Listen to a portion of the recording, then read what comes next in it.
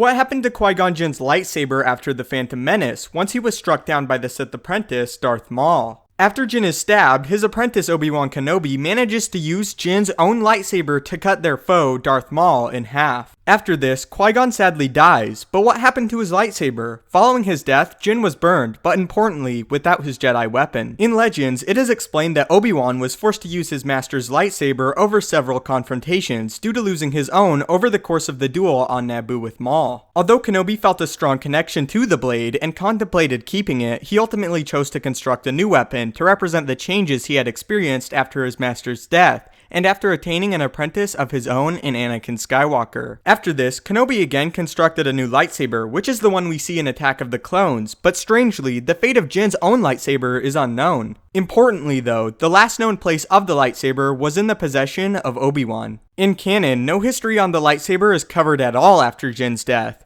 There has been a popular theory that was constructed that suggests the lightsaber may have been kept by Kenobi after he constructed a new one for himself. The base of this comes from the fact that in canon, when the time arrives for Luke to make a lightsaber of his own, he searches through the Force and is eventually led to Obi-Wan's home on Tatooine. It is then described that it is here where he finds the missing pieces required to craft a weapon of his own. This theory suggests that Luke may have found Jinn's lightsaber, or at very least the lightsaber crystal, and that is the crystal he builds into his own weapon, as there is no sign in canon that would account for Luke coming into possession of a lightsaber crystal. As a very interesting side note, the Sideshow collectible statue of a nomad Obi-Wan during the events between A New Hope and Revenge of the Sith shows Obi-Wan with both Anakin's lightsaber and Qui-Gon's attached to his attire, and while this is far from a canon source, it is still an interesting thing to point out. In all likelihood, we may never receive an answer, but to me, it has always made sense that Obi-Wan kept his master's weapon, as it was shown to us in Legends, and despite crafting another weapon of his own, I see no reason why he would discard Qui-Gon's. So that is what we know of Qui-Gon's lightsaber after the Phantom Menace. Go ahead and leave in the comments what you believe happened to the weapon following his death. If you would like more info on the theory, be sure to check out Dashstar's video, link will be below. Anyway, thank you so much for watching. If you haven't yet, maybe consider subscribing to ensure you stay up to date on everything Star Wars related. If you enjoyed, please leave a like, as it would help the channel out a great deal. If you have any lore topics or questions you want answered, do not hesitate to tweet them at me at StupendousWave on Twitter, or leave a comment and I will try my best to answer or make a full video dedicated to your topic. Thanks again for watching, may the Force be with you, and have a great day.